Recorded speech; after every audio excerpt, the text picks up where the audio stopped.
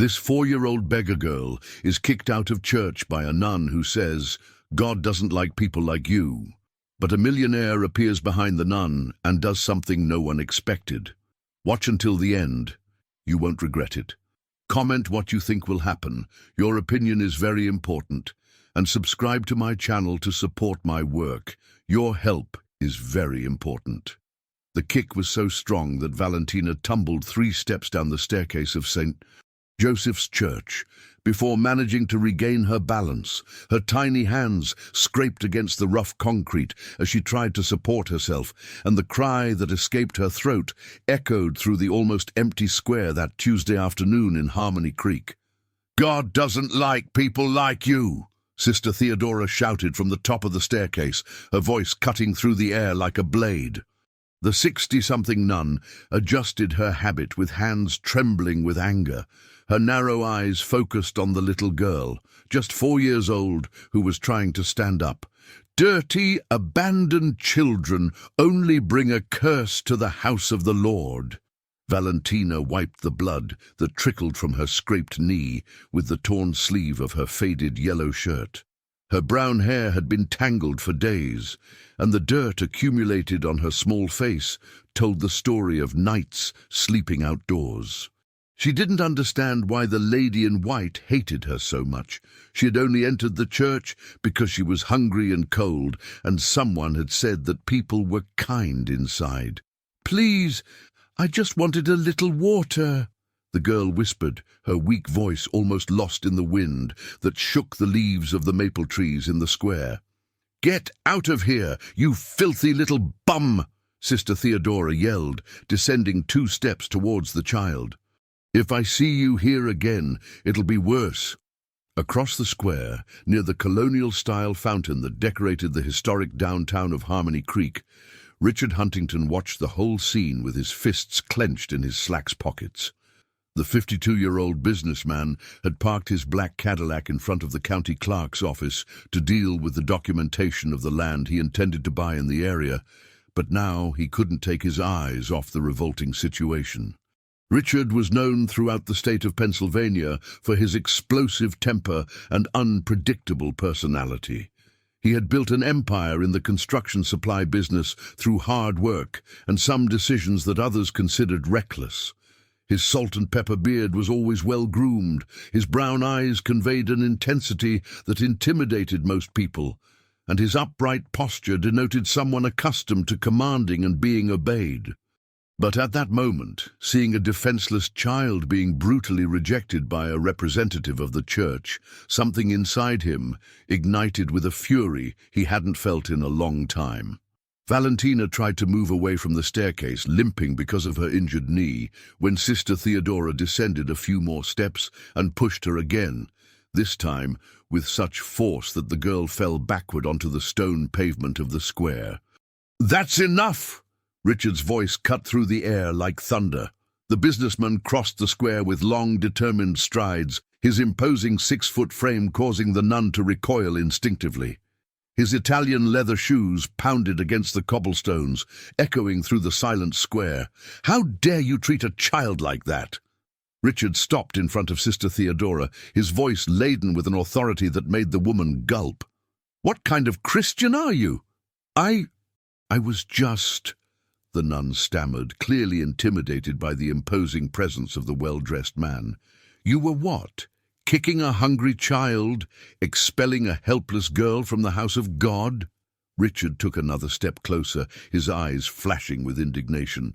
"You're a disgrace to any religion." Sister Theodora tried to compose herself, puffing out her chest. "You don't understand the situation. This girl is a problem in the town, always begging, making places dirty." "The problem here is you," Richard interrupted, his voice rising in tone. "A child asking for food is not anyone's problem. It's everyone's responsibility to take care of her." Valentina watched the argument from the ground where she had fallen, her big eyes wide with fear and confusion. She had never seen anyone defend her like that. Adults always shooed her away, ignored her, or at most threw a few coins in her direction before going on their way. But that tall man, in a dark suit and a strong voice, was arguing with the mean woman because of her. Valentina didn't understand why, but something in her chest warmed slightly, as if it were the first time in a long time that she wasn't completely alone in the world. The argument between Richard and Sister Theodora continued heatedly, with the businessman listing all the Christian principles that the nun was violating, when something unexpected happened. Valentina tried to stand up on her own, but her weak little legs couldn't support the weight of her malnourished body, and she fell again, this time hitting her head on the edge of the curb. The dull thud of the impact made Richard turn immediately. He saw the girl lying on the ground, a small amount of blood trickling from a cut on her forehead, and all his anger turned into something completely different. It was a feeling he hadn't experienced in years, a protective compulsion he couldn't explain or control. Without thinking twice, Richard knelt beside Valentina and carefully picked her up in his arms. The girl weighed ridiculously little for a 4-year-old, and her little body trembled not only from cold, but also from fear. "It's okay, sweetie," he murmured, his rough voice softening for the first time in years. "You're safe now." And then, moved by a decision he himself couldn't fully understand, Richard Huntington walked towards his car with Valentina in his arms, ignoring the indignant shouts of Sister Theodora and the few people who were beginning to gather in the square to see what was happening. The businessman who had spent decades avoiding any kind of deep emotional bond had just made the most impulsive decision of his life, without imagining that this wounded and abandoned girl would completely change the course of his existence in the next 2 years. The silence inside the Cadillac was broken only by the soft sound of Valentina's irregular breathing. Richard drove through the narrow streets of Harmony Creek with extra care, looking in the rearview mirror every few seconds to check if the girl was still okay in the back seat. He had improvised a seatbelt using his own silk tie, and now he wondered if he had gone completely insane. "What the hell am I doing?" he muttered to himself, gripping the steering wheel tightly. His fingers left marks on the fine leather, betraying the tension he felt. Valentina had stopped crying during the journey, but remained huddled in the corner of the seat, observing the luxurious interior of the car with wide eyes.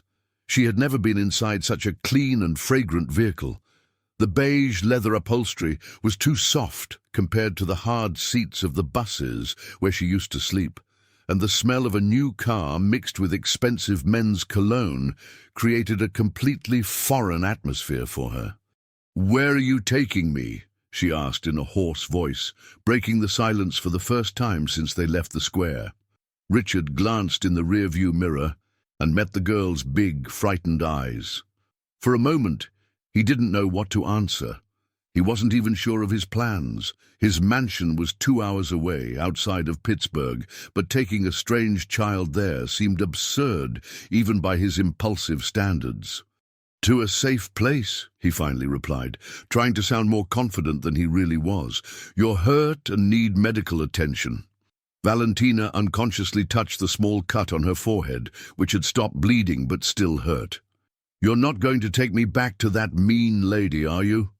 The question hit Richard like a punch in the stomach. There was a vulnerability in the child's voice that awakened in him a protective instinct that he thought had died decades ago. "Never," he said firmly.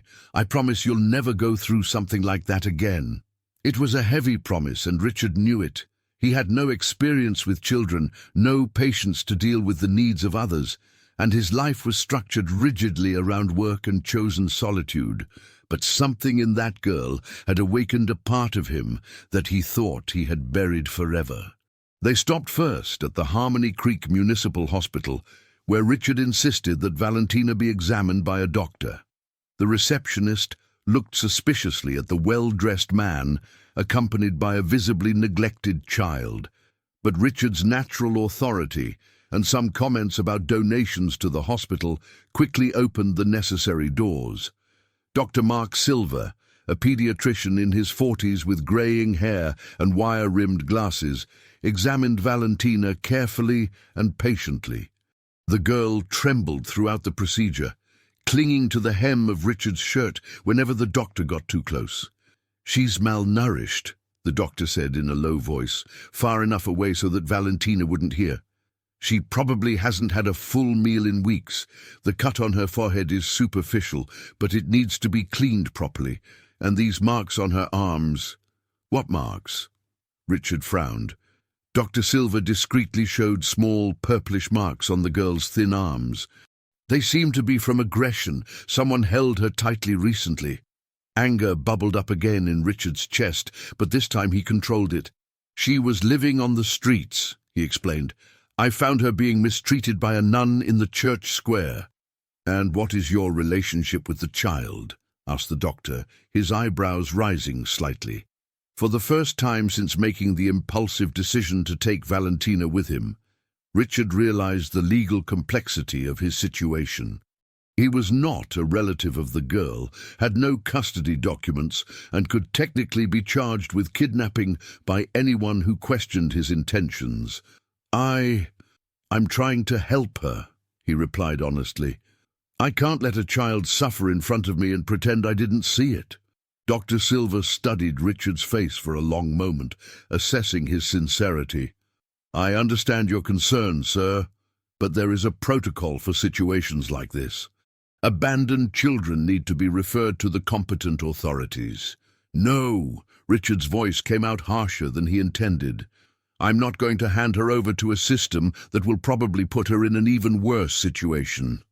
"Mr. Huntington, I understand your intention, but—" "Doctor," Richard interrupted, leaning slightly forward, "I have the resources to take proper care of this child.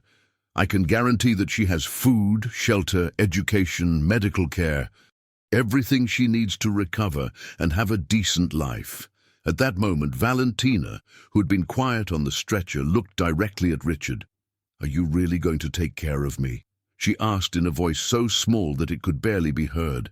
The simple question completely disarmed the emotional defenses that Richard had built over decades.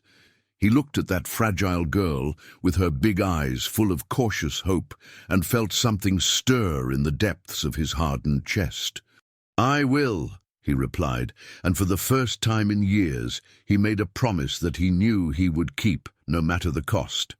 Dr. Silver sighed, clearly conflicted between the medical protocol and the human situation before him.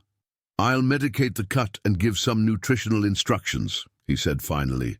"But Mr. Huntington, you need to understand that this can't stay as it is. There are legal issues involved."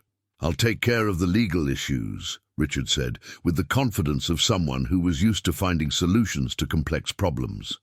"The important thing now is that she's safe." 2 hours later, they left the hospital with Valentina holding a small teddy bear that a nurse had given her and a prescription for vitamins in Richard's hand. The girl had eaten her first full meal in weeks at the hospital cafeteria, and for the first time since they met, she flashed something resembling a smile. But when they got to the car, Valentina stopped suddenly, looking around with wide, panicked eyes. "What if you leave me somewhere when you get tired of me?" she asked, her voice trembling. "What if you're like the others and abandon me too?" The question revealed the child's deepest fear, and Richard realized that he had assumed a much greater responsibility than he had imagined. Valentina didn't just need food and shelter, she needed to learn to trust again, and that would be a challenge that would test every fiber of patience he possessed. "I won't abandon you," he said, kneeling down to be at her height. "But you need to give me time to figure out how to do this right." When they arrived at Richard's mansion, outside of Pittsburgh, it was already dark.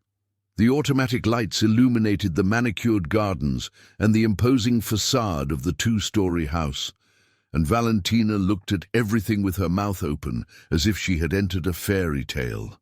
But as soon as they crossed the main door, she hid behind Richard, frightened by the size of the empty rooms and the echo that their footsteps made on the marble floor. The house that had always been the symbol of Richard's success suddenly seemed too cold and intimidating for a 4-year-old child. That night, while Valentina slept in the guest room, the first real bed she had laid on in months. Richard stayed awake in his office, staring at the phone and wondering if he had made the biggest mistake of his life or made the most important decision he had ever made. The first few days were a complete disaster. Valentina woke up before dawn with screams that echoed throughout the entire mansion, terrible nightmares that made her tremble and cry for hours. When Richard tried to approach to console her, she cowered under the bed, whispering, "Don't hit me, please," in a voice that broke the businessman's heart. During breakfast on the third day, Richard watched Valentina push the food around on her plate without eating almost anything. She had lost even more weight, if that was possible, and her cheeks were too sunken for a child her age. "You need to eat, Valentina," he said, trying to keep his voice soft. "The doctor said you're very weak." "What if the food runs out?" she asked, her big eyes fixed on the plate. "What if there's no more tomorrow?"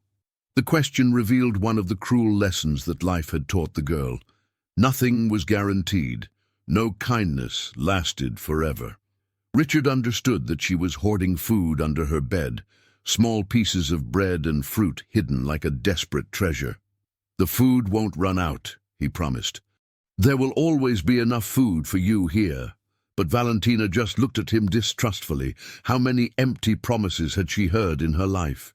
In the first week, Richard tried to hire a nanny to help with the girl's care. Celia, an experienced woman of 50 with excellent references, lasted exactly a day and a half.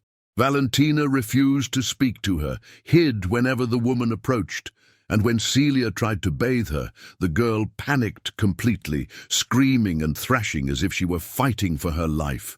"Mr. Huntington," Celia said, grabbing her purse the next morning, "this child needs professional care that I can't offer. She's too traumatized." After the nanny left, Richard found himself completely lost. He knew how to run multi-million-dollar companies, negotiate complex contracts, and intimidate competitors, but he had no idea how to console a terrified child who had lost all faith in human kindness. The nights were particularly difficult. Valentina woke up screaming with recurring nightmares, and when Richard ran to her room, he found her curled up in the darkest corner, trembling and murmuring names he didn't recognize. "No, Isadora, I'll be good," she said between sobs. "Please, don't leave me alone again. Isadora." It was the first time Richard had heard that name, and he sensed that it was someone important from Valentina's dark past. In the second week, the situation became even more complicated when Richard received an unexpected call in his office. It was Dr. Mark Silver, the pediatrician who had examined Valentina in Harmony Creek. "Mr. Huntington, I need to speak with you urgently," the doctor said, his voice laden with concern. "A woman appeared here at the hospital today, looking for information about the girl you brought in last week." Richard's blood ran cold. "What kind of woman?" "A young woman, around 28 years old. She was visibly altered, smelling of alcohol, even though it was the middle of the afternoon. She said she was the child's mother and that someone had kidnapped her daughter." "And what did you tell her?"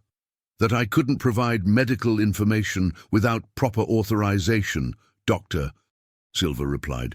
"But Mr. Huntington, she was very agitated. She talked about contacting the police, making a scene. She said she knew a rich man had taken the girl." Richard clenched his fists on the mahogany desk in his office. He was sure that this woman was Isadora, the person whose name Valentina shouted during her nightmares. "Did she give any details about herself?" "Just her name, Isadora Santos, and she said she lived here in town near the Central Market." That night, Richard decided to talk to Valentina about Isadora. The girl was sitting on the living room sofa, playing distractedly with the teddy bear she had won at the hospital, when he approached carefully. "Valentina, can I ask you a question?" She looked up, immediately tense. "Are you going to send me away?" "No," he said quickly, "never. I just want to understand some things about you." "Who is Isadora?" The effect was immediate and devastating. Valentina dropped the teddy bear and began to tremble violently, her eyes filling with tears. "Did you find her? Did she come to get me?" "No, sweetie, she's not here." Richard knelt next to the sofa, keeping enough distance so as not to scare her further. "I just want to know who she is to you." "She's my mom," Valentina whispered, shrinking into the corner of the sofa. "But she doesn't like me. She said I'm a problem, that because of me she can't date anymore. She left me at the farmer's market and said she wasn't coming back." The pieces of the puzzle began to fall into place in Richard's mind. Isadora had abandoned Valentina, probably to get rid of the responsibility of caring for her daughter, but now that she had discovered that the girl was with someone rich, she saw an opportunity to make money. "What if she wants to take me back?" Valentina asked, her voice almost inaudible. "I don't want to go. Please, don't let me go with her." The absolute vulnerability in the child's voice made something break inside Richard's chest. She wasn't just asking for protection, she was begging not to be returned to a life of abandonment and neglect. "That's not going to happen," he promised, surprising himself with the firmness of his own voice. "No matter what I have to do." But even as he made that promise, Richard knew he was entering dangerous territory. Legally, he had no rights over Valentina. If Isadora appeared with a birth certificate proving that she was the girl's mother, it would be almost impossible to prevent her from taking the child back. That night, Richard called his private attorney, Mr. Albert Clancy, an experienced man who had helped him in various complicated situations over the years. "Albert, I need your help with a delicate situation," Richard said, pacing nervously around his office as he spoke. "It involves a child who I'm temporarily taking care of." "Richard, did you adopt a child without consulting me?" the lawyer asked, clearly alarmed. "It's not quite like that. It's complicated." Richard told the whole story, from the encounter at the church to Isadora's threats. "I need to know what my rights are, if I have any." "Mr." Clancy sighed on the other end of the line. "Richard, legally, you're in a very fragile situation. If this woman is really the child's biological mother, she has almost absolute parental rights, unless it can be proven that she is a threat to the girl's safety." "She abandoned her own 4-year-old daughter in the middle of the street," Richard protested. "I understand, but prove it. Do you have witnesses? Documentation? Any formal evidence of abandonment?" Richard realized that he had acted moved only by emotion, without thinking about the legal consequences. "What can I do?" "First, we need to prepare a solid case of parental neglect. Second, you should consider initiating an adoption process as quickly as possible. And third," the lawyer's voice became more serious, "you need to be prepared for the possibility that this doesn't end the way you'd like." When he hung up the phone, Richard looked out the window of his office at the illuminated gardens of the mansion. Somewhere in the house, Valentina was probably having another nightmare, fighting demons that a child should never know. He had promised to protect her, but now he realized that he might not have enough power to fulfill that promise. And for the first time in decades, Richard Huntington felt truly powerless in the face of a situation that money alone couldn't solve. From upstairs came the familiar sound of Valentina waking up from another nightmare. This time, however, instead of screaming, she was calling for him. "Richard, are you still there?" It was the first time she had pronounced his name, and there was something in that scared little voice that made Richard realize that, no matter what obstacles he faced, there was no turning back. Valentina had become his responsibility, and he would do anything to protect her. The confrontation took place on a Thursday morning, when Richard least expected it. He was in his home office, reviewing supply contracts, when he heard the shrill sound of the doorbell, followed by violent knocks on the front door. Valentina, who was playing quietly in the living room with some toys he had bought, immediately ran to hide behind the sofa. "I know she's in there!" a female voice shouted from outside. "Open this door now, or I'll call the cops!" Richard immediately recognized that it must be Isadora.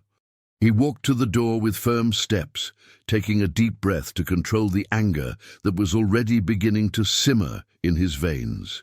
When he opened the door, he found a young woman with disheveled hair, crumpled clothes, and a strong smell of alcohol that reached him even from a distance. Isadora Santos was 28 years old, but she looked much older.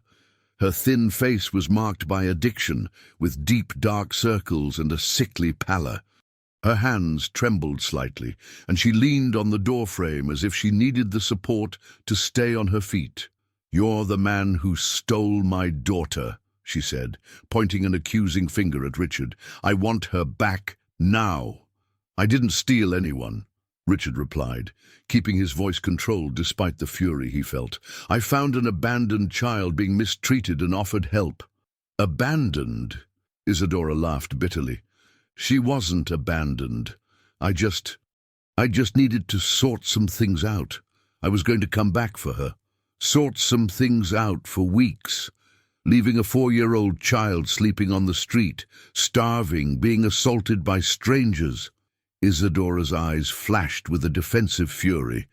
"You don't know anything about my life. You don't know how hard it is to raise a child alone, without help from anyone." "Then why do you want her back now?" Richard asked, crossing his arms. "What's changed since you abandoned her?" For a moment, Isadora hesitated, and Richard saw the truth revealing itself on her face. She had discovered that he was rich, and she saw an opportunity to make money from the situation. "Because she's my daughter," she said finally, but her voice sounded less convincing.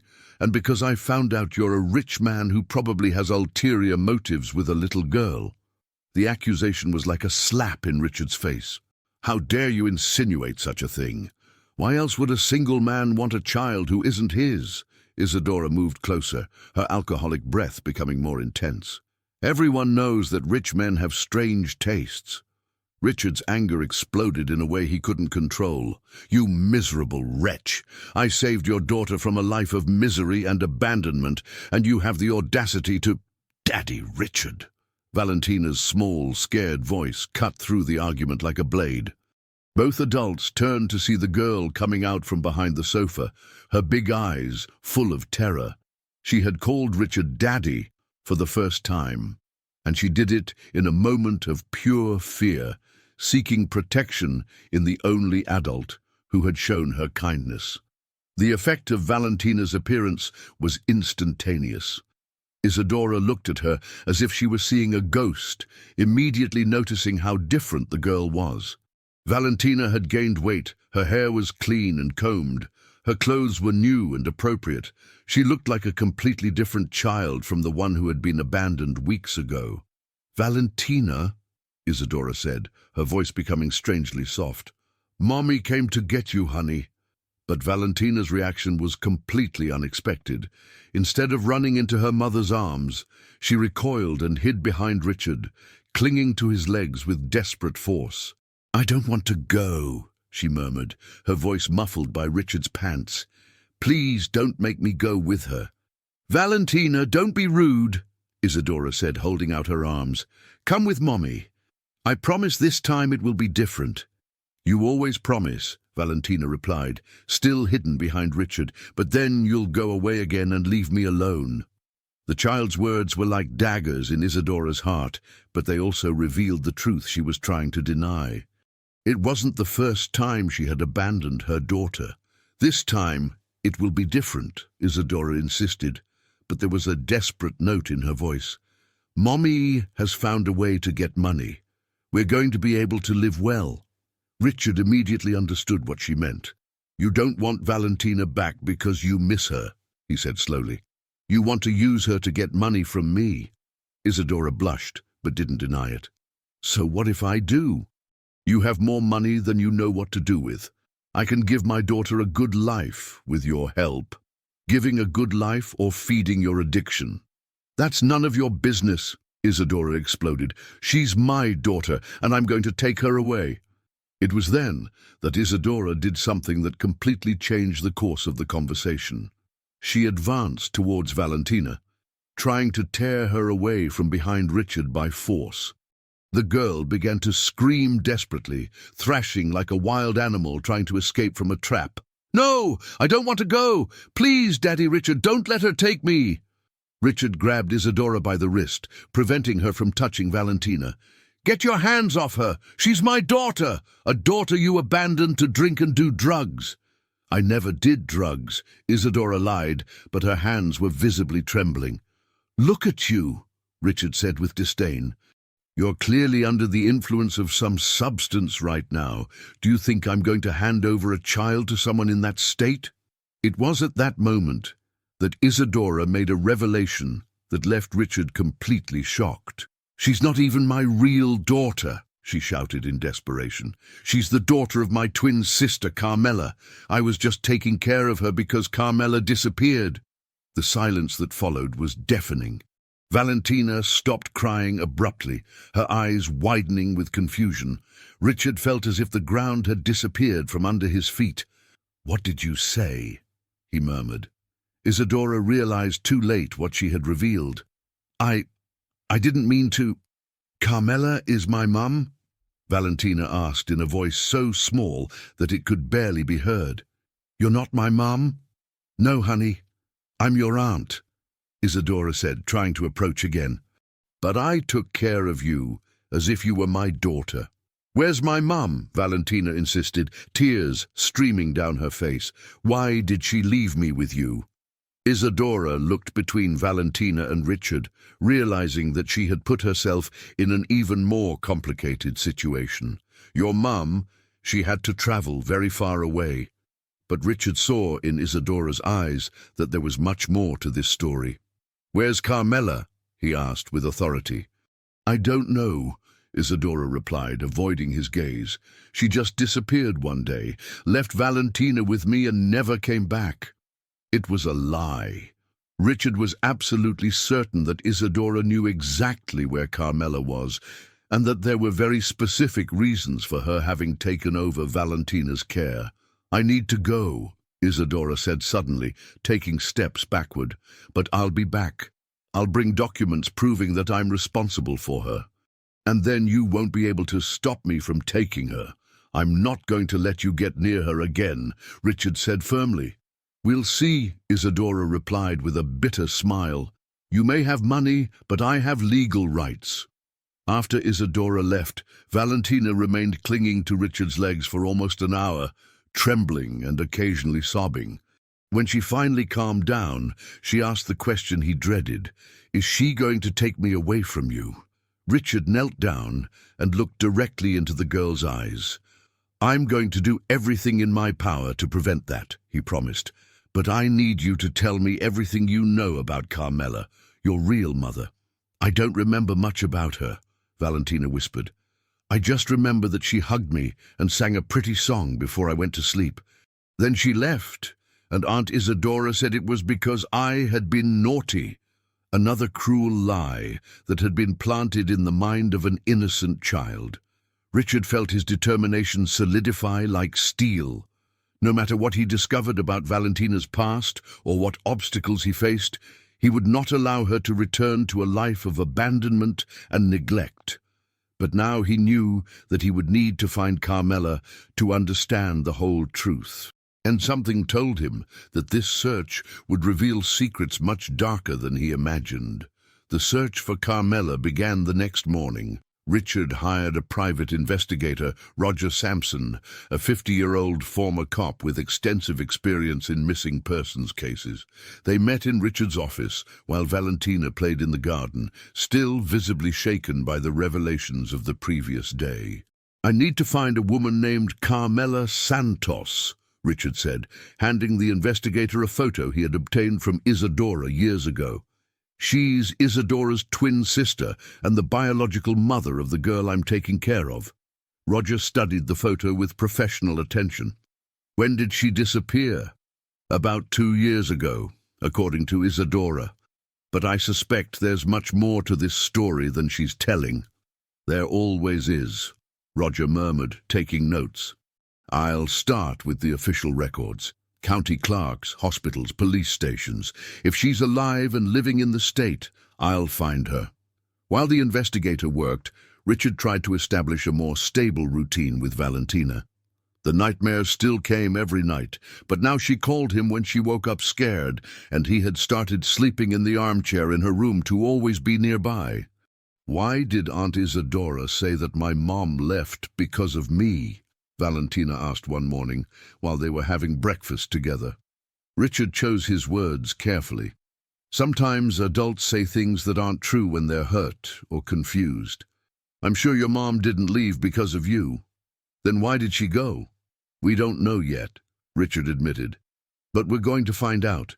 A week later, Roger brought the first leads. They met again in the office, this time with a folder full of documents and photographs. "I found her trail," the investigator said, spreading papers on the table. Carmela Santos worked as a housekeeper for a wealthy family in the area, the Vanderlins. But she was fired 2 years ago on charges of theft. "Theft?" Richard frowned. "What kind of theft?" "Expensive jewelry. The family claimed that several valuable pieces disappeared, and Carmela was the only employee with access to the house's safe." Roger paused, looking directly at Richard. "But here it gets interesting. There was never a formal complaint at the police station. The family simply fired her and asked her to leave town." "That's strange. If someone really stole expensive jewelry, why not file a complaint?" "Exactly what I thought," Roger agreed. "I investigated further and discovered something important. Carmela was pregnant when she was fired." Richard's heart raced. "Pregnant with Valentina? The dates match perfectly. And there's more." The investigator pulled out a photo from a local newspaper. "This is Bernard van der Linde, son of the family. At the time, he was 25 years old, single, and known to have relationships with several female employees of the house." Richard studied the young face in the photograph. Bernard had aristocratic features, dark wavy hair, and a confident smile that denoted someone accustomed to getting everything he wanted. "You think he's Valentina's father?" "It's a strong possibility," Roger said. "I managed to talk discreetly with some former employees of the family. All confirmed that Bernard had a habit of getting involved with the maids, especially the younger and prettier ones." "And where did Carmela go after being fired?" "Here it gets complicated. She disappeared completely for a few months. No employment records, no official address, but I managed to track her down to a shelter for vulnerable women in Scranton." Richard stood up abruptly. "She's there?" "She was. According to the shelter's records, she gave birth to a girl there and stayed for 6 months. Then she left and never came back." "And where did she go?" Roger hesitated before answering. "According to a shelter employee who agreed to speak with me, Carmela was in a very fragile emotional state. She suffered from severe depression and had episodes of self-harm. The employee said that she constantly talked about going back to get her daughter when she was cured." "But she never came back," Richard concluded. "No, and here comes the most disturbing part." Roger opened a different folder. "I found medical records. Carmela was admitted to a private psychiatric clinic in Allentown a 1.5 years ago. The revelation hit Richard like a punch in the stomach. She's alive. She was in the last update of the medical records 3 months ago. But according to what I've been able to gather, she doesn't receive visitors and has no contact with any family." Richard walked to the window, processing all this information. Carmela was alive but institutionalized. Valentina had been abandoned first by her biological mother, who had a mental breakdown, then by her aunt, who saw her only as a burden. "There's something else," Roger said, "about Bernard van der Linde." "What?" "He got married 6 months ago to the daughter of another businessman in the area, a marriage arranged by the families to strengthen mutual business. And according to my sources, the new wife is pregnant.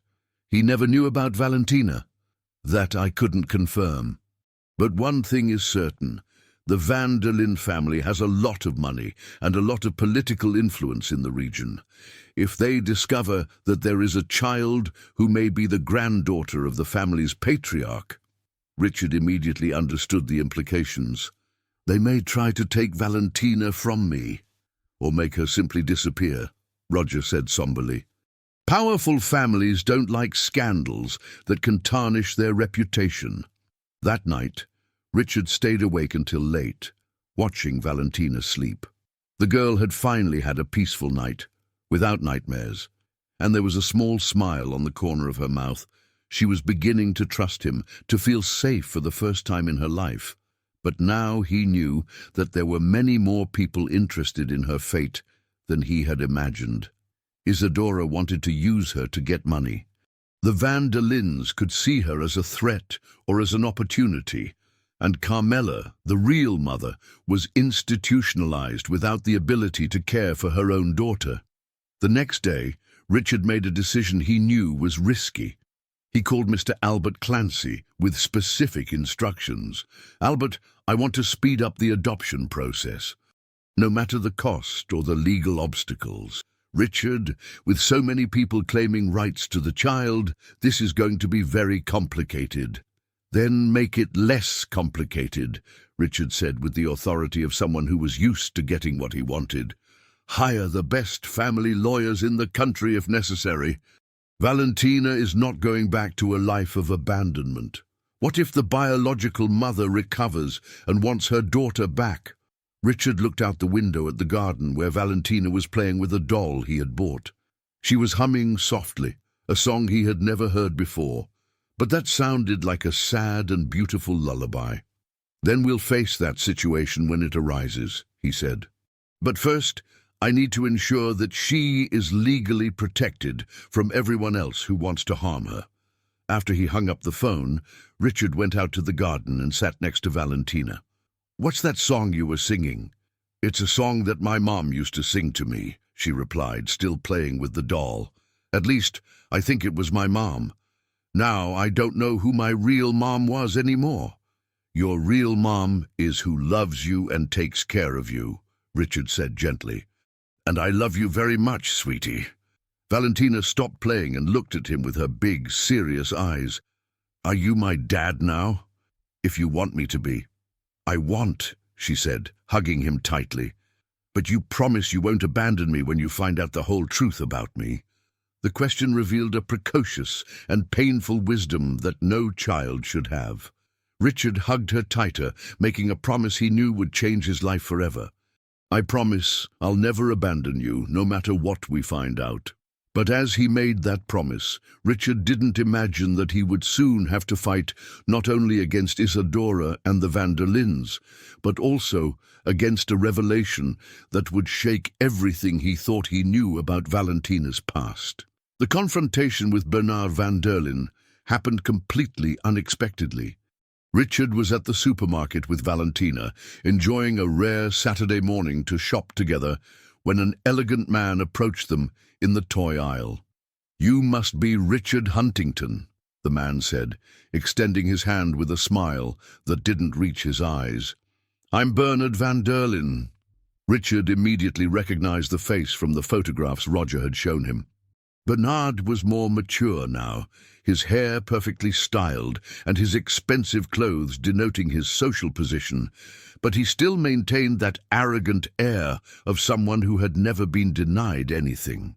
And you must be little Valentina, Bernard said, crouching down to be at the girl's height. Wow, you're so beautiful. You have your mother's eyes.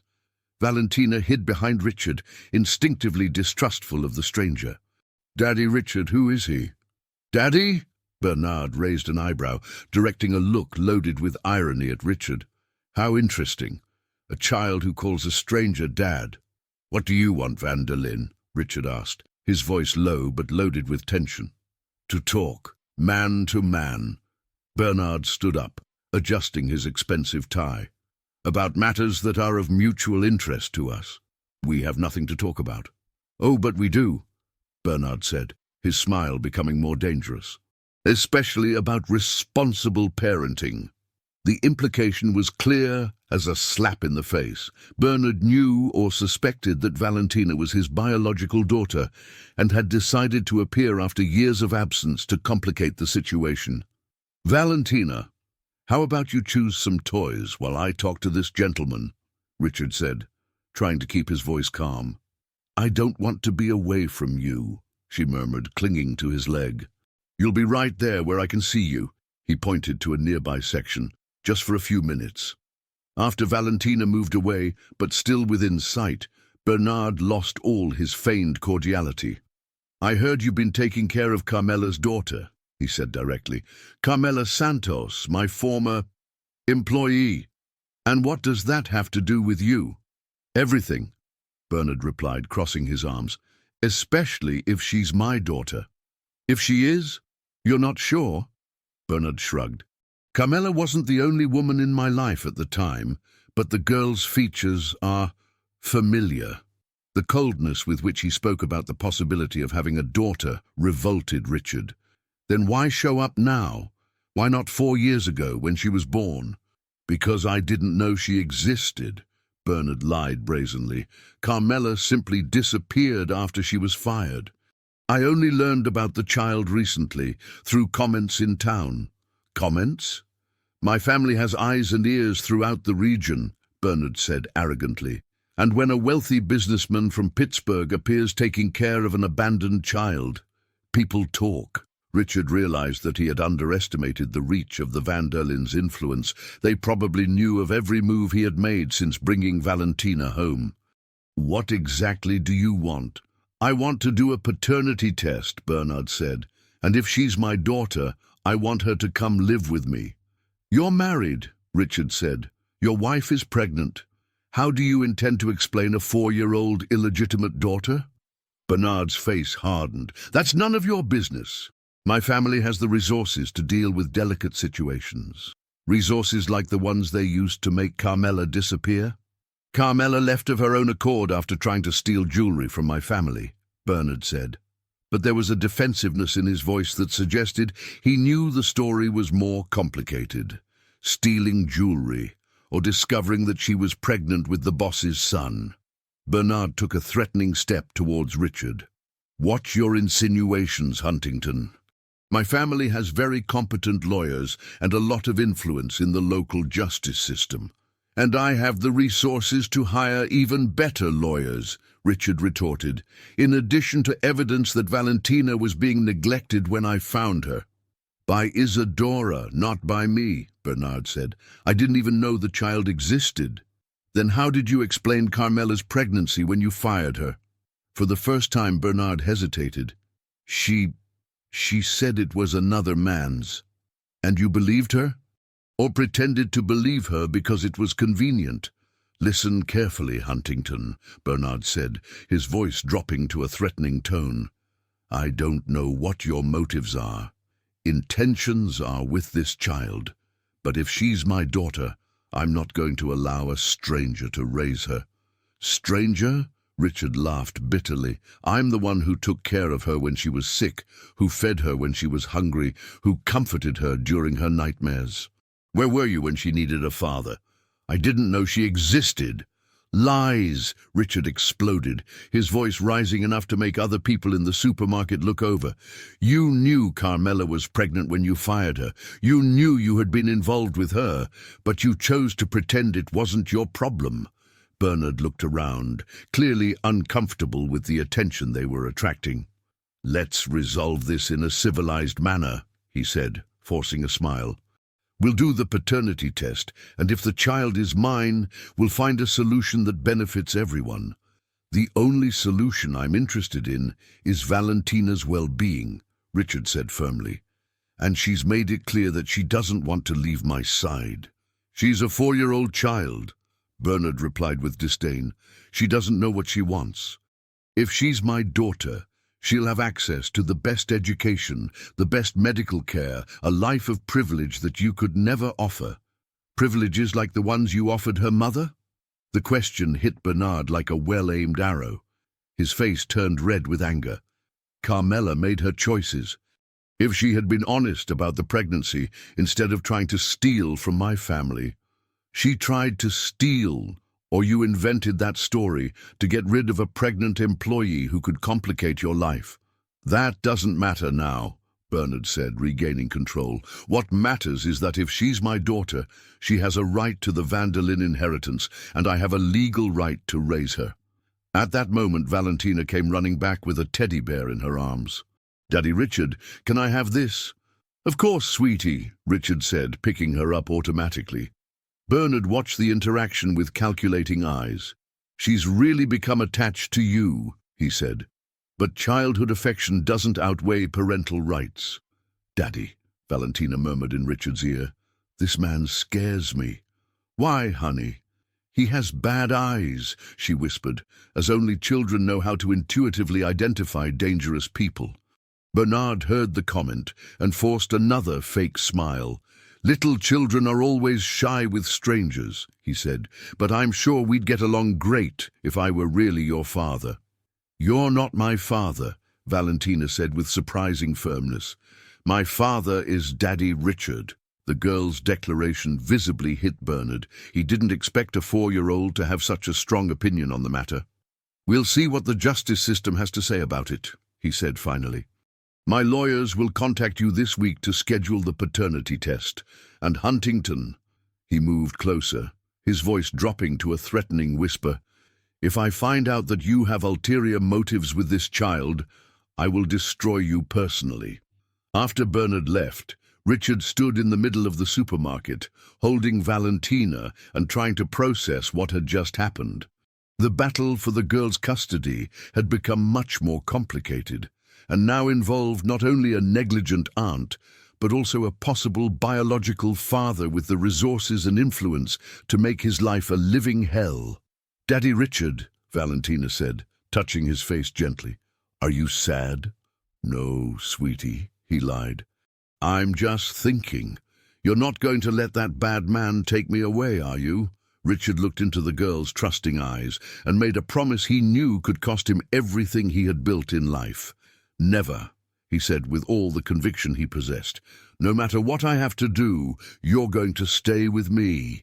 But as they left the supermarket, Richard knew that Bernard van der Linde was not an enemy who would make empty threats, and that the real battle for Valentina's soul was just beginning. The pressure started the following Monday. Richard was in his office at the company when he received the first call from a client cancelling an important contract. The justification was vague. Changes in commercial strategy, but Richard immediately suspected that there was external influence. The second call came an hour later, then the third. By the end of the day, $3 million contracts had been cancelled without convincing explanation, and Richard was sure that Bernard van der Linde was fulfilling his threat to use his family's influence to harm his business. "Mr. Huntington," said Carol, his secretary of 15 years, entering the office with a worried expression. "The bank called. They're requesting a complete review of our financing." "What kind of review?" "Reassessment of collateral, credit risk analysis, all the company's documentation." She paused, clearly uncomfortable. "They said they received anonymous information about possible irregularities in our contracts." Richard clenched his fists on the desk. The van der Lindes were not only using their social influence, but also attacking his business through the financial system. It was a cowardly but effective strategy. That night, when he arrived home, he found Valentina playing alone in the garden, quieter than normal. She had started attending a private preschool in the morning, and usually came back excited, telling stories about her new friends. But today she seemed dejected. "What happened at school today, sweetie?" he asked, sitting next to her on the grass. "The teacher asked me strange questions," Valentina murmured, not raising her eyes from the doll she was holding. "What kind of questions?" "About you. If you hit me, if you do bad things to me, if you leave me hungry." Valentina finally looked at him, her big eyes full of confusion. Why did she ask those bad things about you? The anger that Richard felt was so intense that he had to take several deep breaths to control himself. Bernard was not only attacking his business, but also planting doubts about his suitability as Valentina's caregiver. "What did you answer?" "I said that you're the best daddy in the world," she replied with childish conviction. "That you give me good food, buy me toys, and hug me when I have nightmares." "And what did the teacher say?" She wrote some things on a piece of paper and said that I was a very brave girl. Valentina frowned. Why do I need to be brave to talk about you? Richard realized that he needed to act quickly. Bernard was building a case against him using subtle but effective methods, planting seeds of doubt in people who interacted with Valentina. The next morning, he called Mr. Albert Clancy and scheduled an urgent meeting. When he arrived at the lawyer's office, he found Albert studying a pile of documents with a somber expression. "The situation is complicated, Richard," Albert said without preamble. "I received a summons for you to appear at a hearing regarding Valentina's custody. Bernard van Derlin is officially contesting your temporary guardianship." "Based on what?" "Allegation that you have no legal ties to the child and that you may represent a risk to her well-being." Albert raised his eyes from the papers. "They've hired a very expensive and influential team of family lawyers, and the paternity test. It's already been requested by the judge. You have to go to the lab tomorrow at 9 in the morning." Richard stood up and began to pace around the office. "Albert, I need to tell you something that may complicate the situation even further." "What?" "I found out that Valentina's biological mother, Carmela, is alive. She's institutionalized in a psychiatric clinic in Allentown." Albert dropped the papers abruptly. "Richard, why didn't you tell me this before?" "Because I didn't want Valentina to know until I was sure of Carmela's situation. Do you understand that this changes everything? If the biological mother is alive, she has parental rights superior to anyone else's." "She's been institutionalized for over a year," Richard protested. "She's not in a position to care for a child. That doesn't matter legally. If she recovers, she can claim her daughter." Albert sighed heavily. "I'm going to have to inform the judge about her existence." "No," Richard said firmly. "Not yet." "Richard, that's mandatory. Omitting information from the court could result in criminal charges against you. Give me a few more days. I want to visit Carmela first, understand her situation." "Absolutely not. You can't contact her without court authorization." That afternoon, ignoring Albert's advice, Richard called Roger Sampson. "I need you to get me detailed information about Carmela Santos's mental state. I want to know if there's a possibility of recovery if she's expressed interest in seeing her daughter." "Richard, that could be considered improper interference." "Roger, a 4-year-old child is at the center of a legal battle that could destroy her life. I need all the possible information to protect her." 2 hours later, Roger called back. "I managed to speak with a nurse at the clinic where Carmela is institutionalized. The situation is more serious than we imagined." "How so?" "Carmela had a complete mental breakdown after giving birth to Valentina. According to medical records, she developed severe postpartum psychosis and self-destructive ideation. She tried to harm herself several times." Richard felt his heart clench. "And now?" "She's stable but still in intensive treatment. The nurse said she talks about her daughter constantly, but in a disturbing way." "Disturbing how?" "She believes that her daughter is in danger, that bad people want to hurt her. Sometimes she panics thinking that Valentina is being tortured." Roger paused. "The nurse doesn't think she's in a position to receive visitors, much less to care for a child." When Richard arrived home that night, he found Valentina sitting on the front steps, waiting for him as she always did. But this time, she had tears in her eyes. "What happened, sweetie?" "Aunt Isadora came here today," Valentina sobbed. "She said that you're going to have to give me back to her or to another man who says he's my real dad." Richard felt as if he had been punched in the stomach. "Isadora was here?" "She talked to Mrs. Miller." Valentina referred to the housekeeper who took care of the house. "She said that you can't stay with me because you're not my relative." "And what did you say?" "I said that I don't want to leave, that you're my heart's daddy." More tears streamed down her face. "But she laughed and said that children don't choose where they want to live." Richard knelt down and hugged Valentina tightly.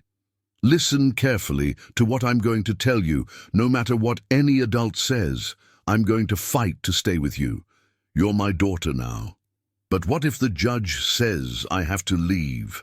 The question revealed that Valentina was understanding more about her situation than he had imagined. It's not going to happen, he promised, even though he wasn't sure he could keep that promise. That night, after Valentina fell asleep, Richard stayed in his office until late, trying to find a solution to the legal tangle that his life had become. Bernard was using all of his family's resources to take her away from him. Isadora continued to hover like a vulture, waiting for an opportunity to profit from the situation. And Carmela, the biological mother, was institutionalized with severe mental problems. In the midst of all this confusion, there was a 4-year-old child who just wanted to have a family that loved her. The phone rang at 11 at night. It was Albert. "Richard, I have bad news. The judge accelerated the process. The hearing has been scheduled for this Friday, 2 days earlier than expected." "Why?" "Bernard's lawyers claim that there is urgency due to the potentially harmful environment in which the child is being raised." "What harmful environment?"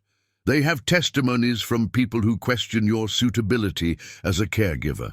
The school teacher, some neighbors, even employees of your own company." Richard realized the extent of the smear campaign that Bernard had orchestrated. "Albert, I need you to do something for me." "What?"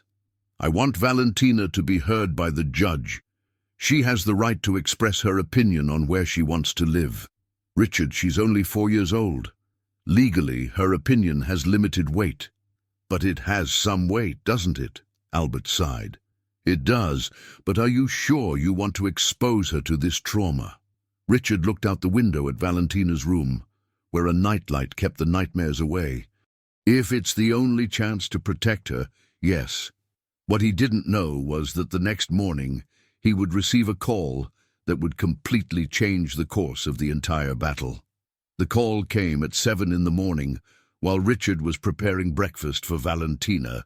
It was Roger, and his voice carried an urgency that immediately put Richard on alert. "Richard, I need to talk to you immediately. I found out something about Carmela that changes everything." "What did you find out?" "I can't talk on the phone. Meet me at the Liberty Square Cafe in an hour, and come alone." After leaving Valentina at school with extra instructions for the teacher to watch out for any strangers, Richard drove to downtown Pittsburgh with his heart racing. He found Roger sitting at a discreet table in the back of the cafe with a closed folder in front of him. "What's so urgent that you couldn't talk on the phone?" Richard asked, sitting down. Roger looked around before answering. "I got access to Carmela's complete medical files. Richard, she's not just mentally ill. She's been trying to get out of the clinic for months." "How so?" "Carmela has been improving significantly. Doctors are considering a supervised discharge." Roger opened the folder and showed him medical documents. "But here's the important thing. She has constantly asked to see her daughter, and she found out where Valentina is." Richard's blood ran cold. "Does she know about me?" "She knows everything. Name, address, financial situation. And there's more. She hired a lawyer." "Impossible. She's institutionalized, without resources." "Someone is funding her legal costs," Roger said gravely. "Someone with a lot of money who has an interest in taking Valentina from you." The implication hit Richard like lightning. "Bernard. It's the only logical explanation. He found out about Carmela and decided to use her against you. If she can prove she's mentally stable and claim her daughter, Bernard can step in as the biological father and form an alliance with her." "But why would Carmela agree to that?" "Doesn't she know Bernard abandoned her when she was pregnant?" Roger flipped through some pages in the documents. "Here's the problem. Carmela has developed a distorted narrative about what happened. According to the psychiatric records, she believes Bernard didn't know about the pregnancy, that she was betrayed by his family, and that now he wants to take responsibility. She's being manipulated. Completely. And there's more." Roger lowered his voice. "Carmela is coming to Pittsburgh tomorrow. She's going to appear at the hearing as the petitioner for Valentina's custody." Richard felt the world crumble around him. That means, it means you're now facing not only Bernard, but also Valentina's biological mother. And legally, she has priority over either of you. That afternoon, Richard decided to do something Mr. Albert Clancy had strongly advised against. He went to visit Carmela at the psychiatric clinic. He used his contacts and financial resources to get a special visitation permit, claiming to be a family friend interested in the patient's well-being. The clinic was on the outskirts of Allentown, a modern building surrounded by manicured gardens that couldn't disguise its function. Carmela received him in the visiting room, accompanied by a nurse. At 26 years old, Carmela Santos was a thinner, more fragile version of Isadora. Her dark hair was cut short, her eyes had a disturbing intensity, and her hands trembled slightly, a side effect of the medication she was taking. "You're Richard Huntington," she said, as soon as he sat down. It wasn't a question. "I am. I came to talk about Valentina." "My daughter!" Carmela's eyes filled with tears instantly. "My little Valentina. You stole her from me." "I didn't steal anyone, Carmela. I found her abandoned and offered her care. Abandoned by Isadora, not by me," Carmela burst out, rising abruptly from her chair. The nurse immediately approached, but Carmela waved her away. "I never abandoned her. I was sick. I needed treatment, but I always planned to get her when I got better." "And are you better now?"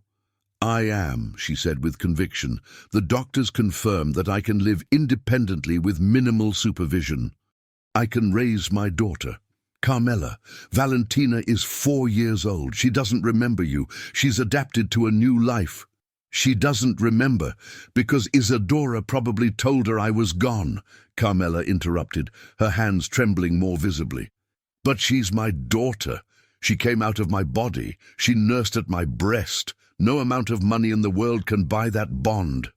Richard realized that arguing logically would be useless. "What did Bernard promise you?" Carmela's face changed completely, a dreamy expression taking over her features. "Bernard didn't know about Valentina. When he found out, he was devastated. He said he's always loved me, that he was forced by his family to stay away from me." "Carmela, that's not true. Bernard knew about the pregnancy and chose to abandon you." "Lies!" she shouted, making the nurse approach again. "You're trying to confuse me. Bernard explained everything to me." "He wants to take responsibility. He wants us to form a family. He's married. He's going to divorce for me and Valentina," Carmela said with the certainty of someone completely disconnected from reality. "We're going to live together, as it should have been from the beginning." Richard understood that Bernard had found in Carmela's mental fragility the perfect tool to get what he wanted. He had filled her with false promises and a romantic version of the past that never existed. "Carmela, think about Valentina. She's happy now, safe, well cared for. Taking a child out of a stable environment can traumatize her." "She needs to be with her real mother," Carmela said, pounding her fist on the table. "And with her real father, not with a stranger who may have bad intentions." "What bad intentions?" "Everyone knows that single men who adopt little girls have problems," Carmela said, clearly repeating something someone had planted in her mind. "Bernard warned me about the dangers." The manipulation was so obvious that it revolted Richard. "Carmela, Bernard is using you. He doesn't love you, he won't divorce, and he doesn't want to form a family with you." "Liar!" Carmela screamed, rising so abruptly that she knocked over the chair. "You just want to keep my daughter because you have sick obsessions. Bernard told me everything." The nurse immediately stepped between them. "Sir, I need to ask you to end the visit. The patient is getting too agitated." As he was being escorted out, Richard heard Carmela shouting, "I'm going to get my daughter tomorrow. I'm going to take her out of your dirty hands. Bernard will help me." On the way back to Pittsburgh, Richard called Mr. Albert Clancy. "The situation is worse than we thought," he said, telling him about the visit. "Richard, you shouldn't have gone there," Mr. Albert Clancy said, clearly exasperated. "Now Carmela can claim you intimidated her." "Mr. Albert Clancy," She's being manipulated by Bernard. He's convinced her that he's always loved her, that he's going to leave his wife for her. That doesn't matter legally. She's the biological mother, and if the doctors attest that she's fit, she has absolute rights over the child. What can I do? Pray that the judge realizes that taking her away from you would be harmful to Valentina, Mr. Albert Clancy said somberly. But I need to be honest. The chances aren't good. That night, Richard found Valentina drawing at the kitchen table. She had drawn a picture of a family, a tall man, a little girl, and a big house with flowers in the garden. "It's us," she explained, showing the drawing proudly. "We're a happy family." "Yes, we are," Richard said, hugging her from behind. "Valentina, can I ask you a question?" "Yes." "If someday someone says you have to live with someone else, what would you do?"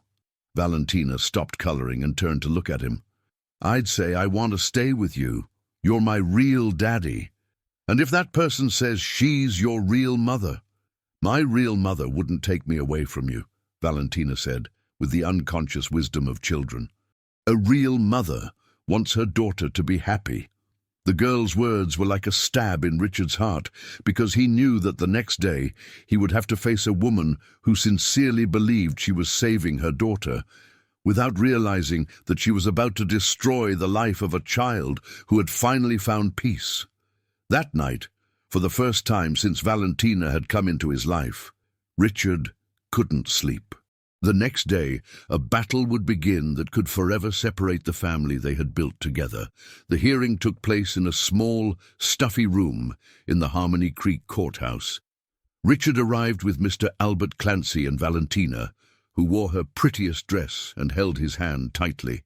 On the other side of the room, Bernard was elegantly dressed next to two expensive lawyers, talking in hushed tones with a woman Richard immediately recognized as Carmela. Carmela had dressed up for the occasion, wearing a simple but clean dress and her hair tied in a bun. Her eyes shone with a mixture of anxiety and determination, and she kept looking at Valentina with an intensity that made the girl hide even more behind Richard.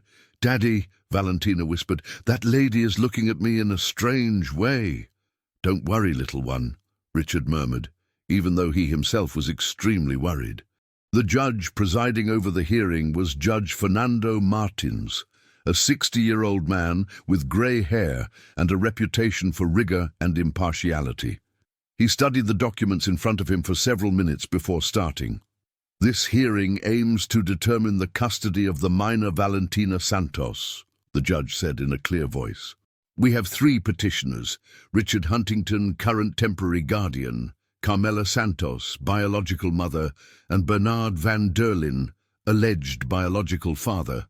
Carmela shifted nervously in her chair when she was mentioned. Her medications kept her relatively stable, but it was visible that being in a room full of people made her uncomfortable. "First, I would like to hear from Ms. Carmela Santos," the judge said. Carmela stood up with the help of her lawyer, a young man who Richard was sure was being paid by Bernard. "Your Honor," she began in a trembling voice, "I am Valentina's biological mother. I gave birth to her 4 years ago and I had to step away temporarily due to health problems." "What kind of health problems?" "Severe postpartum depression," Carmela replied, the words coming out with difficulty. "But now I'm better. The doctors confirm that I can take care of my daughter. And why was the child not under your care when she was found by Mr. Huntington?" Carmela looked quickly at Bernard before answering. "My sister Isadora offered to take care of her while I was being treated. I didn't know she had abandoned Valentina." "Did you have any contact with your daughter during the treatment period?" "No," Carmela admitted, tears starting to stream down her face. "But I thought about her every day. I dreamed of the moment I could get her." The judge made some notes. "And what is your current situation?" "I'm living in a supervised supportive housing in Pittsburgh. I have a modest income through jobs I can do and—" She looked again at Bernard. "I have the support of Valentina's father to rebuild our family." It was Bernard's turn to be called. He stood up with the confidence of someone who was used to getting everything he wanted. Your Honor, for years I had no knowledge of my daughter's existence, he said, lying with impressive ease. Carmela and I had a relationship when she worked for my family, but she disappeared before she could tell me about the pregnancy. Why is there no record of paternity at the child's birth? As I said, I didn't know she existed. Carmela was going through emotional difficulties and probably thought it best not to look for me at the time. The judge studied Bernard with experienced eyes. And your current marital situation? I'm going through some personal adjustments, Bernard replied evasively. But my priority now is to assume my responsibilities as a father. Are you aware that you have a pregnant wife? The question caught Bernard off guard.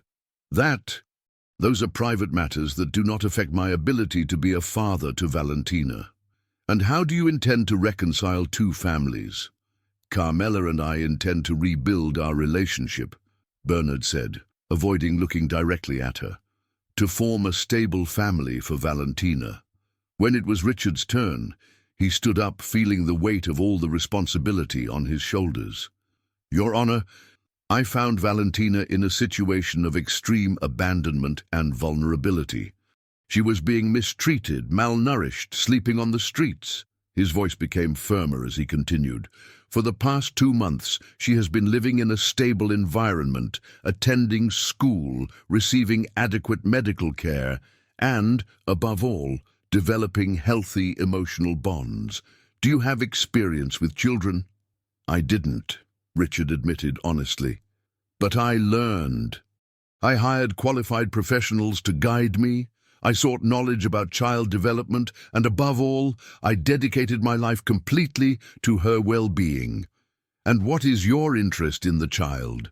Why would a single man, without experience, assume this responsibility? The question that Richard feared most. He looked at Valentina, who watched him with confident eyes, expecting him to protect her once again. Because she needs someone who loves her unconditionally, he said simply. And because I've discovered that being her father is the most important thing I've ever done in my life. It was then that the judge addressed Valentina. Valentina, can you come here near me? The girl grabbed Richard's hand tightly. I don't want to, she whispered. You don't have to be afraid, the judge said gently. I just want to talk to you.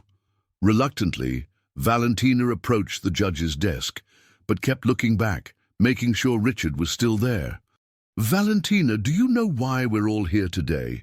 Because some people want to take me away from Daddy Richard, she replied with brutal honesty. And what do you think about that? I think it's very bad, she said, her voice becoming firmer. I like living with him. He takes care of me, he gives me food, he reads me stories, and he doesn't let me have nightmares alone. And do you know that lady over there? The judge pointed discreetly to Carmela. Valentina looked in the indicated direction and shook her head. No. She says she's your mother. My mother? Valentina frowned.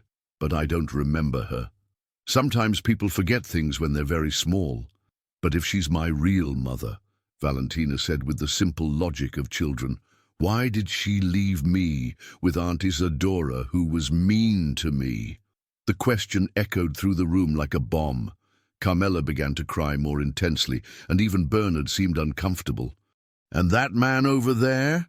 The judge pointed to Bernard. He scares me, Valentina replied immediately. He has bad eyes.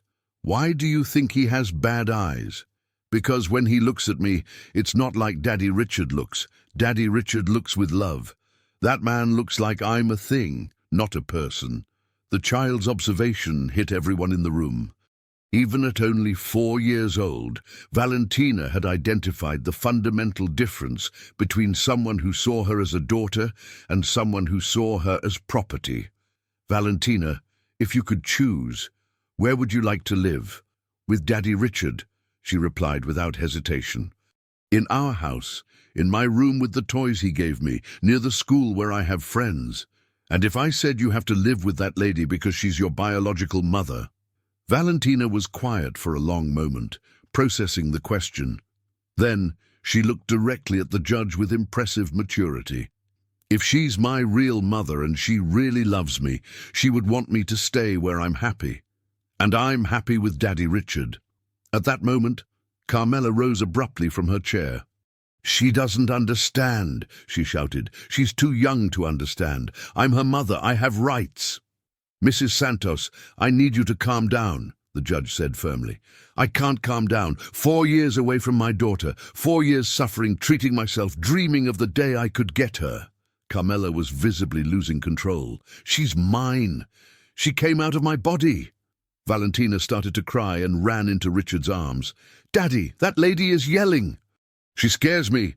Valentina's reaction to Carmela's emotional breakdown was telling. Instead of recognizing a possible mother, she saw only another unstable person who posed a threat to her safety.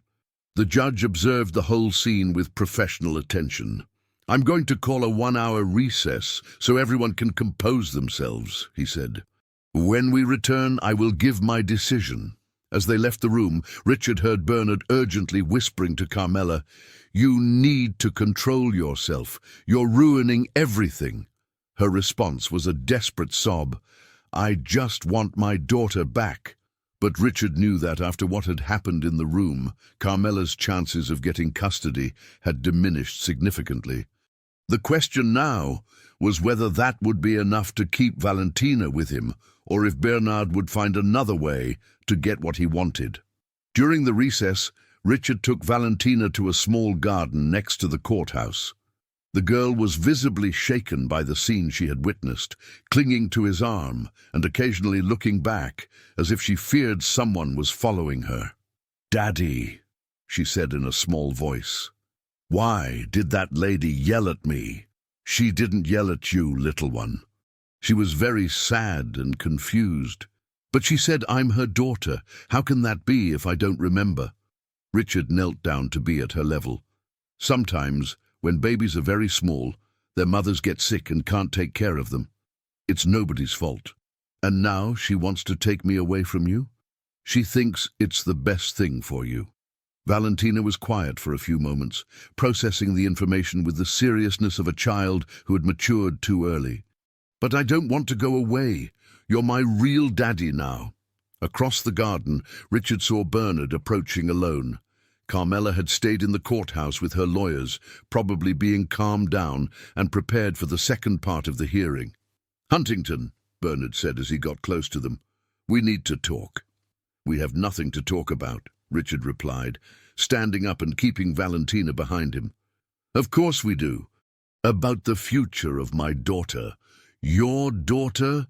Richard laughed bitterly. "You weren't even sure she was yours until you did the DNA test." "The results came in yesterday," Bernard said, taking an envelope from his inner jacket pocket. 99.9% probability. She's my biological daughter." The ground seemed to disappear from under Richard's feet.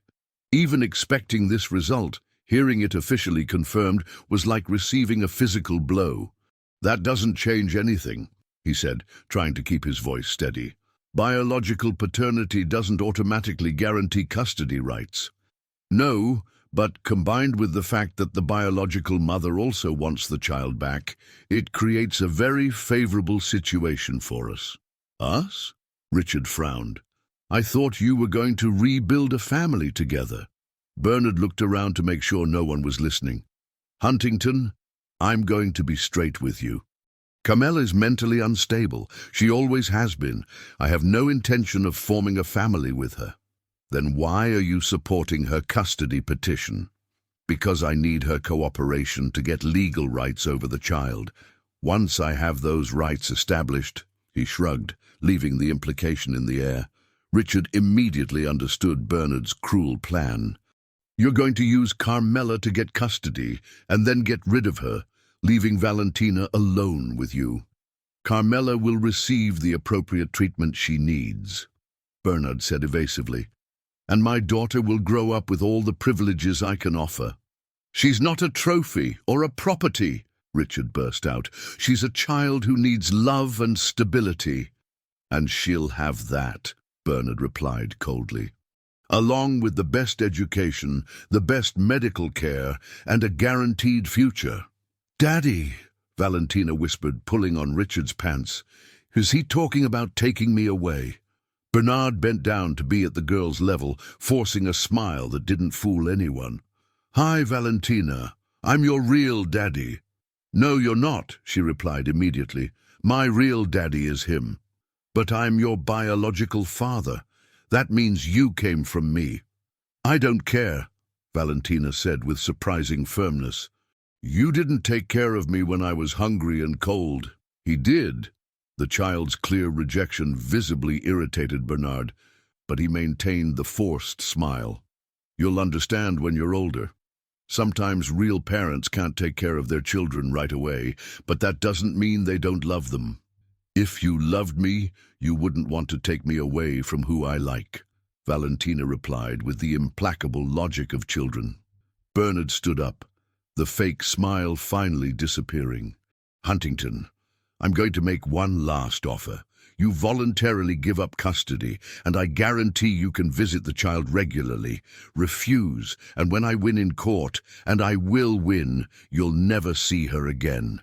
"Never," Richard said with absolute conviction. "Then so be it," Bernard replied, walking back towards the courthouse. When it was time to return to the courtroom, Richard noticed that Carmela seemed calmer, but also more distant. Her eyes had a glazed quality that suggested her medication had been increased during the recess. Judge Fernando Martins returned with a serious expression. "After analyzing all the testimonies and evidence, including the paternity test result, I have reached a decision." The silence in the room was deafening.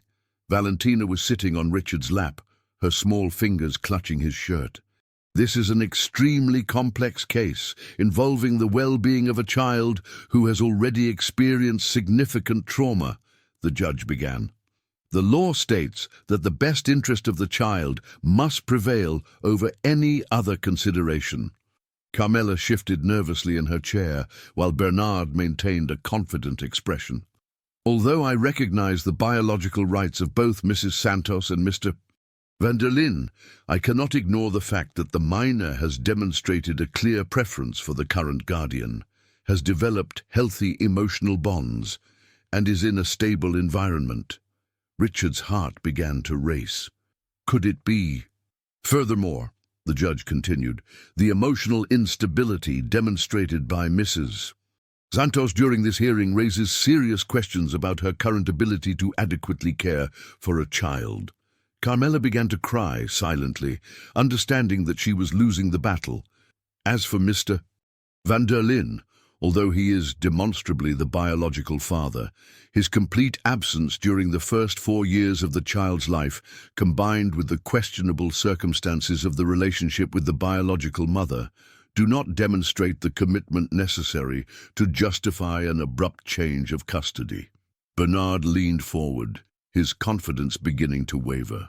"Therefore," the judge said, his voice echoing through the silent room, "I determine that temporary custody remain with Mr. Richard Huntington on the condition that he immediately initiate the formal adoption process." Richard felt like he could faint with relief. Valentina did not yet fully understand what had happened, but she saw the smile on his face and smiled too. "However," the judge continued, "I establish that Mrs. Santos has the right to supervised monthly visits if she demonstrates continued emotional stability, and Mr. Van der Linde will have the right to supervised bi-weekly visits as the biological father." Richard's joy turned to concern. Supervised visits still meant that Valentina would have to interact regularly with people who scared her. "Furthermore," the judge added, "these decisions will be reviewed in 6 months when we will assess whether the current arrangements continue to be in the best interest of the child." As they left the courthouse, Valentina asked, "Daddy, does this mean I can stay with you?" "Yes, little one," Richard replied, hugging her tightly. "You can stay with me." But across the parking lot, he saw Bernard talking intently with his lawyers, clearly not satisfied with the outcome. Richard knew that the battle had been won, But the war was far from over, and when he saw Carmela being helped into a car by a nurse, crying uncontrollably, he understood that, even having won the right to keep Valentina, he would have to find a way to deal with the wounds that this battle had opened in everyone involved. The victory had come at a high price, and Richard suspected he would still pay for it for a long time. The months following the court decision were marked by a silent war that unfolded far from Valentina's eyes. Richard had hoped that the legal victory would bring peace, but he discovered that Bernard van der Linde was not the type of man who accepted defeats easily. The first supervised visitation took place 3 weeks after the hearing, in a neutral room at the Harmony Creek Child Protective Services. Valentina clung to Richard's legs when she saw Bernard enter the room, wearing an expensive suit and carrying an expensive doll that he clearly hadn't chosen personally. "Hi, Valentina," Bernard said, forcing a paternal smile. "I brought you a present." "I don't want it," she replied immediately, hiding her face in Richard's coat. The social worker supervising the visit, Dr. Marcia Silva, an experienced woman of 50, observed the interaction attentively. "Mr. de van der Linde, perhaps it would be better to start slowly. Sit down and let her approach you at her own pace." But Bernard clearly had no patience for subtleties. "She needs to learn that I'm her father," he said, trying to sound authoritative. "She can't keep rejecting her biological family." "You're not my family," Valentina said, her voice small but determined. "My family is Daddy Richard." The first visit lasted only 15 minutes. Valentina refused to leave Richard's side, completely ignored the expensive gifts that Bernard had brought, and began to cry when he tried to touch her. Dr. Silva ended the session early, noting everything in her report. The visits with Carmela were even more traumatic. The biological mother always arrived accompanied by a nurse, her eyes shining with a disturbing intensity every time she saw Valentina. "My little doll," Carmela would whisper, extending her trembling arms. "Mommy missed you so much." But Valentina didn't remember her, and Carmela's emotional intensity frightened her.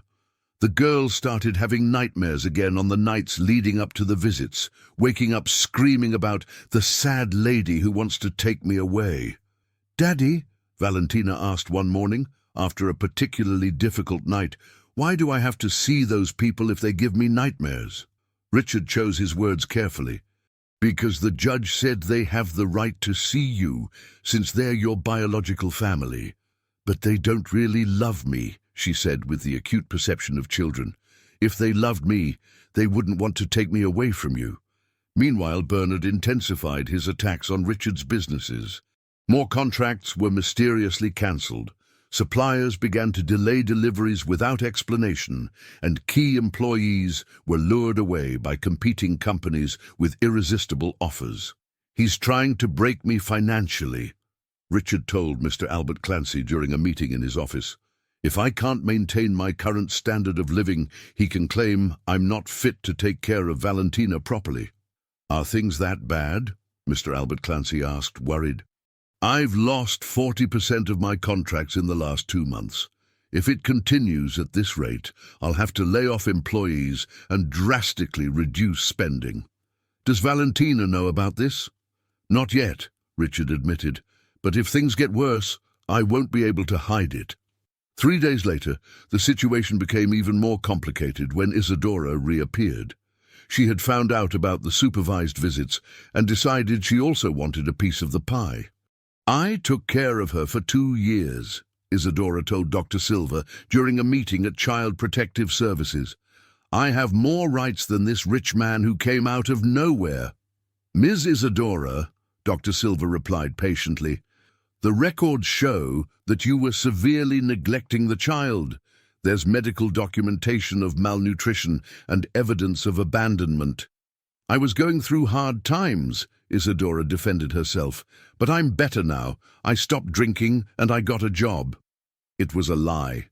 Roger Sampson had confirmed that Isadora continued to frequent the same bars and hadn't held a steady job in months. But she had gotten a lawyer, probably also financed by Bernard, and now she was further complicating the legal situation. The stress began to affect Valentina visibly. She lost weight, went back to having constant nightmares, and developed the nervous habit of pulling her own hair when she was anxious. At school, the teachers reported that she had become withdrawn and no longer played with the other students. "Daddy," she said one night, after another nightmare, "are you going to have to give me back to those people?" "Never," Richard promised, hugging her. "No matter what happens. But what if they force you to?" The question revealed that Valentina was understanding more about her precarious situation than Richard would have liked. "We'll run away far away before that happens," he said impulsively. "Really?" Valentina's eyes sparkled with hope and excitement. "Really?" Richard confirmed, realizing he had just made a promise that could have put them both in serious legal trouble. The situation reached a critical point when Dr. Silva requested an urgent meeting with all those involved. They met in the same room at Child Protective Services where the supervised visits took place, but this time the atmosphere was tense and formal. "I have serious concerns about Valentina's emotional well-being," said Dr. Silva, consulting her notes. "She is showing clear signs of psychological stress related to the forced visits." "It's natural for her to resist at first," said Bernard. "Children adapt." "Mr. van der Linde, she's not adapting. She's regressing. She's gone back to having nightmares, developed nervous tics, and she's losing weight." "That's Huntington's fault," accused Isadora. "He's poisoning her mind against her real family." "I've never spoken badly about you to her," Richard said indignantly. "I've always explained that you're her biological family and you have the right to see her." "But you don't encourage the relationship," accused Bernard. "It's obvious that you want to keep her away from us." "I want to protect her," Richard burst out. "Look at her. See how she is after each visit, crying, scared, having nightmares." "Mr. Huntington," Dr. Silva said firmly, "I need to remind you that these visits are court-ordered. And I need to remind you that the child's well-being should be a priority," Richard retorted. It was then that Carmela, who had remained quiet throughout the discussion, spoke for the first time. Maybe I should give up the visits." Everyone turned to look at her, surprised. "What?" asked Bernard, clearly alarmed. "She doesn't remember me," Carmela said with infinite sadness, "and every time she sees me, she gets scared. If I really love her, I shouldn't force her to go through this." "Carmela, you can't give up now," Bernard said urgently. "She's your daughter." "She's a daughter who doesn't know me and doesn't want to know me," Carmela replied, tears streaming down her face. "Maybe the best thing for her is to stay where she's happy." "That's absurd," protested Bernard. "You're having another emotional outburst." "I'm not," Carmela said with a clarity that surprised everyone. "For the first time in years, I'm thinking clearly, and I can see that my daughter is suffering because of us." At that moment, Richard saw an opportunity. "Carmela, if you really want what's best for Valentina, there's something you can do." "What?" "Formally relinquish your parental rights. Allow me to adopt her completely." The silence that followed was deafening. Bernard turned red with anger. Isadora opened her mouth indignantly, but Carmela just looked at Richard with thoughtful eyes. "If I do that," she asked slowly, "will she stop suffering?" "She'll have a stable and permanent family," Richard promised. "No one will ever try to take her away from where she's happy again." Carmela closed her eyes for a long moment. When she opened them again, there was a clear decision in her gaze. "I accept," she said. "I relinquish my rights over Valentina."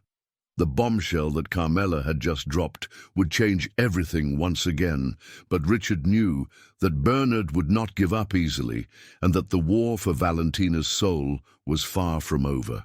Carmela's relinquishment of parental rights triggered a chain reaction that Richard had not foreseen. Bernard, realizing he was losing ground, decided to drastically intensify his attacks, abandoning any pretense of civility. The morning after Carmela's decision, Richard woke up to an urgent call from Mr. Albert Clancy. "Richard, you need to come to my office immediately. We have a serious situation." "What happened?" "Bernard has filed a lawsuit questioning your moral fitness. He's alleging that you have improper motives for wanting to adopt Valentina." Richard's blood ran cold. "What kind of improper motives?" "I'd rather not discuss it over the phone. Come now." An hour later, sitting in Mr. Albert Clancy's office, Richard read with growing horror the documents that Bernard had presented to the court. The accusations were vague but devastating. Suspicious behavior with a minor, non-paternal interest in a child, deliberate isolation of the child from her biological family. "This is disgusting," Richard said, throwing the papers on the table. "How can he make these accusations without any evidence?" "He doesn't need evidence to make accusations," Mr. Albert Clancy explained somberly. "And he's asking for a full investigation of your personal life, including psychological and social evaluation." "What kind of evaluation?" "They'll investigate your personal, financial, and social history. They'll interview employees, neighbors, acquaintances, and they'll observe your interaction with Valentina under professional supervision." Richard stood up and began to pace back and forth. "He's trying to destroy me completely, and he might succeed," Mr. Albert Clancy admitted. "Even if the accusations are unfounded, the investigation process could take months, and during that period, Valentina could be placed in a temporary foster home." "Never," Richard said firmly. "I won't allow her to be ripped away from me again." "Richard, you need to be rational. If you resist the court orders—" "Then we'll leave," Richard said impulsively. "We'll get out of the country before that happens." Mr. Albert Clancy was alarmed. "Richard, that would be international kidnapping. You'd be wanted by Interpol. I'd rather be wanted by Interpol than hand Valentina over to people who will destroy her life." That afternoon, Richard returned home with the weight of the world on his shoulders. He found Valentina playing in the garden, unconcerned about the battles that were being fought around her. She ran to hug him as she always did, and his heart broke at the thought that he might have to tear this child away from the only stability she had ever known. "Daddy, you're sad again," Valentina observed, touching his face with her small hands. "I'm not sad when I'm with you," he lied, picking her up. "Do those bad people still want to take me away?" The direct question caught him off guard. "Why do you ask that?" "Because the teacher at school asked strange questions again. And the cleaning lady told the principal that single men shouldn't raise little girls." Richard realized that Bernard's smear campaign had spread to Valentina's school. There were probably people being paid to plant doubts about his suitability as an adoptive father. "Valentina, listen carefully to what I'm going to tell you," he said, sitting on the grass with her in his lap. "No matter what anyone says, you will always be my daughter. Always. Even if you have to run away with me?" The question surprised him. "Why did you say that?" "Because last night I heard you talking on the phone about going away far away." She looked at him with eyes too serious for a 4-year-old. "If you have to run away with me so no one can take me away from you, I want to run away." Richard understood that Valentina had understood much more about the situation than he had imagined. She knew she was at the center of a battle, and she had clearly chosen her side. "Wouldn't you be afraid to leave everything behind? School, friends, this house?" "No," she replied without hesitation. "I'm only afraid of being away from you." That night, after Valentina fell asleep, Richard made a decision that would change everything. He called Roger Sampson and asked to meet in a discreet location. "I need documents," he said directly when they met at a bar far from the city center. "What kind of documents?" "Passports for me and Valentina, with different names." Roger was alarmed. "Richard, this is highly illegal. We're talking about forging documents, international kidnapping. We're talking about saving a child from a system that will destroy her." Richard interrupted. "You saw how she is after the visits with Bernard. You saw the nightmares, the fear. Now imagine her being forced to live with him permanently. What if you get caught?" "Then at least we tried," Richard said with conviction. "Roger, you have children. What would you do if someone tried to take them away from you using lies and manipulation? Roger was quiet for a long moment. Where would you go? It's better you don't know. You'll need a lot of money. Bernard has international contacts, resources to hire private investigators. I have some savings in offshore accounts that he doesn't know about, Richard said. Enough to start a new life somewhere else. And Valentina? How will you explain to her that she can never use her real name again, can never talk about her previous life? Children adapt, Richard said, using Bernard's own words against him. And she prefers a new life with me to an old life without me. 2 days later, Roger called with information on how to get the necessary documents. It was risky, expensive, and would take at least a week. Richard knew he didn't have that much time, especially after receiving a call from Mr. Albert Clancy, informing him that the social investigation had been accelerated. "They want to start the interviews next Monday," said Mr. Albert Clancy. "And Richard, there's something else. Bernard got a temporary court order limiting your movements with Valentina. You can't leave the county without prior authorization." It was as if the walls were closing in around them. Richard knew he had at most a few days before it became impossible to leave the country legally. That night, he sat down with Valentina for a serious conversation. "Remember when you said you wouldn't be afraid to run away with me?" "I remember." "Well, we may have to do it soon. But it would be a very big adventure. We would have to live in another country, learn another language, have new names." Valentina's eyes widened. "Like in an adventure story?" "Exactly like in an adventure story, but it would be forever. We could never come back here again." Valentina thought for a few moments. "And those bad people couldn't find us anymore?" "No." "Then I want to," she said with determination. "When are we leaving?" "Very soon, little one. Very soon." But the next morning, Richard woke up to a surprise that would change all his plans. There was a car parked in front of his house, and when he looked out the window, he saw Bernard getting out of it, accompanied by 2 men in suits. They weren't police officers. They were private investigators, and they were clearly there to collect evidence to use against him in court. The war had come to his doorstep, and Richard realized that it might already be too late to run. Richard watched from the window as Bernard and the 2 investigators walked towards his door.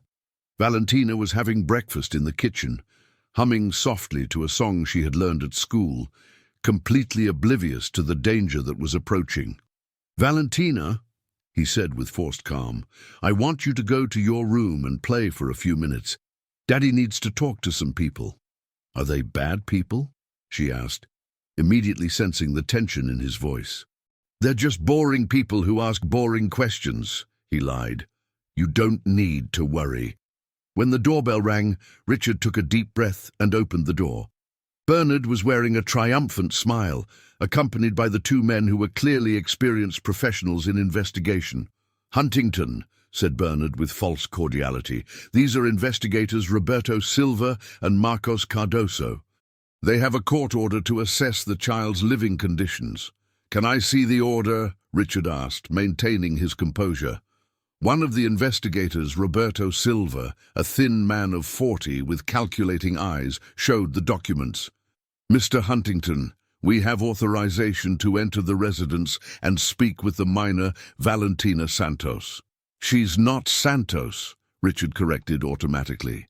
"She's Huntington now. Technically, she's still Santos until the adoption is finalized," Bernard said maliciously, "if it is finalized at all." Richard was forced to let them in. The investigators immediately began cataloging everything. They photographed the rooms, made notes about the decor, furniture, toys. They were looking for any detail that they could use to question his suitability as a father. "Where is the child's room?" asked Marcos Cardoso, the second investigator. "Upstairs," Richard replied reluctantly. When they went up, they found Valentina sitting on the floor of her room, playing with dolls. She looked at the strangers with immediate suspicion. "Hi, Valentina," said Bernard, again forcing that false paternal smile. "Do you remember me? I'm your biological daddy." "You're not my daddy," she replied firmly, standing up and running to cling to Richard's legs. "Valentina," said Roberto Silva, crouching down to be at her level, "are all these toys yours?" She nodded without speaking, clearly uncomfortable with the presence of the strangers. "And who bought them for you?" "Daddy Richard," she whispered. "Does he buy you lots of presents?" Valentina looked at Richard, confused by the line of questioning. "He buys them when I'm a good girl." Roberto Silva made notes, clearly interpreting the answer negatively. "And what happens when you're not a good girl?" "Nothing," Valentina replied, frowning. "Daddy never gets mad at me. Never, never. He only gets sad when I have nightmares." Marcos Cardoso photographed the room meticulously, paying special attention to the proximity of Valentina's bed to Richard's in the next room. Richard knew they were looking for evidence to support Bernard's insinuations. "Mr. Huntington," said Roberto Silva, "does the child sleep alone every night?" "Yes," Richard replied. "Sometimes when she has nightmares, she comes to my room, but she always goes back to her bed." "What kind of nightmares?" "About the time she lived on the streets, about the people who mistreated her before I found her." Bernard spoke up. "Interesting how she only started having nightmares after she came to live here." "That's not true," Richard said indignantly. "She's always had nightmares. Now at least she has someone to comfort her." The investigators spent another hour in the house, asking seemingly innocent but clearly targeted questions. They asked about bathing routines, about discipline, about Richard's relationship with other adults. "Do you have a girlfriend, Mr. Huntington?" asked Marcos Cardoso. "No." "Any romantic interest?" "I don't have time for relationships. My priority is taking care of Valentina. And don't you think it's strange for a single man your age to dedicate his whole life to a child who isn't his biological daughter?" The question was asked in a seemingly casual way, but Richard recognized the trap. "I find it strange that adults abandon children in poverty and then want to claim them when they find out they're well cared for."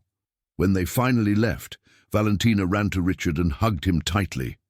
"Daddy, why were those men asking strange questions?" "Because sometimes bad people do bad things," he replied, hugging her back. "Are they going to try to take me away from you?" Richard looked into the girl's confident eyes and made a final decision. "No, little one, they won't succeed." That afternoon, he called Roger Sampson. "I need the documents today." "Richard, that's impossible. It'll take at least, pay whatever it takes." "I need the documents tonight. This is going to cost a fortune." "I don't care. How much?" Roger mentioned an amount that would make many people give up, but Richard didn't hesitate. "Done. Where and when?" At 8 o'clock that night, Richard met Roger Sampson in a deserted parking lot on the outskirts of town.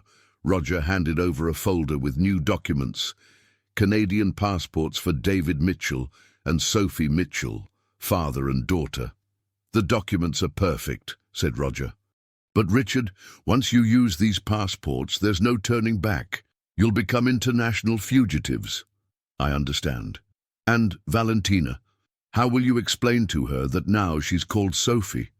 "I'll say it's part of our adventure. Children love pretending they're other people." "What if she says her real name at immigration?" "She won't. I'll explain that it's a secret game, that only special people can know her real names." Roger shook his head. "You're betting both your lives on a 4-year-old keeping a secret. I'm betting on a 4-year-old who prefers an uncertain life with me to a guaranteed unhappy life with Bernard." When he got home, Richard found Valentina asleep. He sat next to her bed and watched her peaceful face, knowing that in the next few hours he would have to wake her up for the greatest adventure of their lives. At 2 in the morning, he woke her up gently. "Valentina, it's time for our adventure." She sat up in bed, still sleepy. "Now?" "Now. Remember what we talked about, having new names. From now on, you're called Sophie, Sophie Mitchell, and I'm David Mitchell, your daddy." "Sophie," she repeated, testing the name. "I like it. And you're Daddy David. That's right. And remember, it's a secret. Only the two of us can know our real names. I understand, she said seriously. It's like a secret code. While she got dressed, Richard packed quickly. Only the essentials, some clothes, Valentina's favorite toys, important documents, and all the cash he had managed to withdraw from the banks in recent days. At 3 in the morning, they were on the road to Philadelphia International Airport. Valentina slept for most of the trip, waking up only when they arrived at the airport. "Daddy David," she said, using the new name perfectly, "where are we going?" "To a place where it's always warm, where there's a beach, and where no one will be able to bother us." "And will we be happy forever?" Richard looked at the daughter of his heart, knowing that he was about to burn all the bridges of his previous life. "We'll be happy forever, Sophie." But when they arrived at the airport, a surprise awaited them. There were federal agents at the boarding gates, and Richard immediately saw that they were checking documents with special attention. Bernard had discovered his plans and managed to alert the authorities. The trap had been sprung, and now Richard would have to find one last way to protect Valentina, even if it cost him everything he loved most in the world. Richard held Valentina's hand tighter when he saw the federal agents. His heart was beating so loudly that he was sure she could hear it.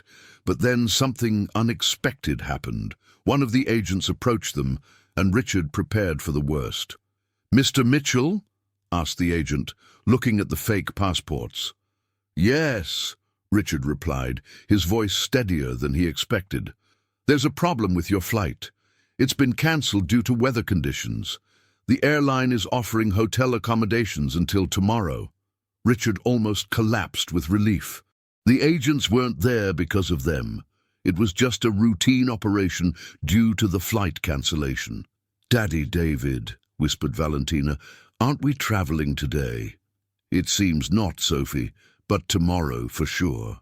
They went to the hotel offered by the airline, and there Richard turned on the television to follow the news. His blood ran cold when he saw his own picture on the local news. "Pittsburgh businessman wanted for child kidnapping," said the anchorwoman. "Richard Huntington has disappeared with the child Valentina Santos, who was under his temporary guardianship. The biological family claims that he fled to avoid investigation into his suitability as a guardian." Valentina was playing on the floor of the hotel room and didn't pay attention to the television, but Richard realized that they were now officially fugitives. Bernard had managed to turn his attempt to protect Valentina into a crime. The hotel phone rang. It was the front desk. "Mr. Mitchell, there are 2 people down here asking for a child and a man who may be staying here. They said they're family looking for missing relatives." Richard immediately knew who they were. "Tell them we don't have guests with that description," he said, trying to keep his voice calm. "But, sir, they said they have police authorization to—" Richard hung up the phone. He picked up Valentina and the few things they had brought. "Sophie, we're going to continue our adventure. I need you to be very brave and very quiet." "Are we running away from the bad people?" she asked, immediately understanding the gravity of the situation. "We are," he admitted. "But remember, we're David and Sophie Mitchell. That's our special secret." They left the hotel through the back, avoiding the front desk. Richard had rented a car with the false documents, and now he drove through the dark streets of Philadelphia without a certain destination, just trying to get away from the airport and the hotel. "Where are we going now, Daddy David?" asked Valentina. "I don't know yet, Sophie, but we'll figure it out together." It was then that Richard's phone rang. It was a number he didn't recognize. "Hello? Richard Huntington?" It was a female voice he didn't know. "Who's speaking?" "My name is Anna Paula Silver. I'm an investigative journalist, and I'm working on a story about the Van Derlin family." Richard almost hung up, but something in the woman's voice made him hesitate. "What does that have to do with me?" "Everything. I've discovered some information about Bernard Van Derlin that could completely change your situation. Can I meet you? How did you get my number?" "I have my sources." "Mr. Huntington, I know you're running away with the child, but I also know why, and I can help you. Why would a journalist help me? Because I've discovered that Bernard van der Linde isn't just a rich man trying to get his daughter back. He's a criminal who uses his social position to cover up illegal activities. Richard's heart raced. What kind of activities? Money laundering, tax evasion, bribery of public officials, and there's more. He has a history of abusive relationships with young female employees. Carmela wasn't the first. How can I trust you? Because I'm the only person who can prove that Bernard is the one who should be investigated, not you. Richard looked at Valentina, who had fallen asleep in the back seat of the car. He was tired of running, tired of being afraid. Maybe it was time to fight for real. Where can we meet? Anna Paula gave the address of a 24-hour diner in the city centre. Come alone, she said, and bring everything you have on the van der Linde family. Richard took Valentina to a small, discreet hotel where she could sleep safely while he met with the journalist. He left her in the care of a trusted employee, promising that he would be back in a few hours. Anna Paula Silva was a woman of 35, with short brown hair and intelligent eyes. She was already waiting when Richard arrived at the diner with a folder full of documents in front of her. Mr. Huntington, thank you for coming. I know you're risking a lot. What did you find out about Bernard? Anna Paula opened the folder and showed photographs, bank documents, and depositions. For 3 years, I've been investigating a corruption scheme involving public tenders. Bernard van der Linde is at the center of it all. And how can that help Valentina? Because I've proven that he uses blackmail and intimidation to get what he wants, including forcing young women to have relationships with him. She showed a photo of Carmela, very young. This was taken when she worked for the family. Look at the marks on her arm. Richard saw small bruises on Carmela's arm in the photograph. He assaulted her? Systematically, and when she got pregnant, the family fired her under false pretenses to avoid scandal. I have depositions from other employees who went through the same situation. Why are you telling me this? Because I've discovered that Bernard is trying to get custody of Valentina, not out of paternal love, but to use her as a bargaining chip. Bargaining chip for what? Anna Paula showed more documents. He found out that you have banking information that could incriminate him. When they investigated your businesses to harm you, they found records of transactions that you unknowingly made with his shell companies. Richard understood slowly. He wants Valentina to blackmail me. Exactly. If you try to use the information against him, he threatens to hurt the child. If you don't cooperate, he uses his influence to destroy you. And how does that help me? Because I have enough evidence to arrest him. But I need your cooperation to hand everything over to the U.S. attorney. And Valentina will be safe? More than that, when Bernard is exposed as a criminal, he will automatically lose any rights over her, and you will be seen as the person who protected her from a predator. For the first time in weeks, Richard felt real hope. What do I need to do? Go back to Pittsburgh, face the accusations, and trust that the truth will prevail. And if it doesn't, Anna Paula looked him directly in the eyes. Mr. Huntington, running away can protect Valentina temporarily, but she will grow up knowing that she is a fugitive. Fighting may be risky, but if we win, she will have a normal and happy life. Richard thought of Valentina sleeping in the hotel, trusting him completely to protect her. He thought of the promise he had made to never abandon her. We're going to fight, he said finally. Then let's change this story, Anna Paula replied with a determined smile. 2 weeks later, Valentina was playing in the garden of the house they had lost and recovered when she saw Richard arriving with a smile she hadn't seen in a long time. "Daddy!" she shouted, running to hug him. "Are the bad people gone forever?" "Forever," he promised, hugging her tightly. "And now you're officially Valentina Huntington, my real daughter. And will we be happy forever?" Richard looked at the girl who had changed his life completely. who had taught him that true love sometimes requires impossible sacrifices, but that it is always worth it. "We'll be happy forever," he promised, knowing that this time, finally, it was a promise he could keep. Bernard van der Linde was arrested 3 days after the interview with Anna Paula. The evidence was overwhelming and included not only the financial crimes, but also a pattern of abuse against young female employees. Carmela, finally free from his manipulation, managed to recover completely and even visited Valentina occasionally. Not as a mother claiming rights, but as a family friend who wanted to see the girl happy.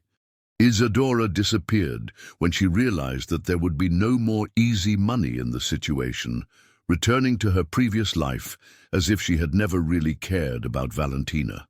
And on a sunny spring morning, exactly 1 year after he had found a girl being mistreated on the steps of St. Joseph's Church, Richard Huntington officially adopted Valentina, who chose to keep both surnames, Valentina Santos Huntington. "To remember where I came from," she explained to the judge, "but mostly to show where I belong." The story that had begun with so much pain ended with a family that had chosen each other, proving that sometimes the happiest endings are born from the most difficult beginnings.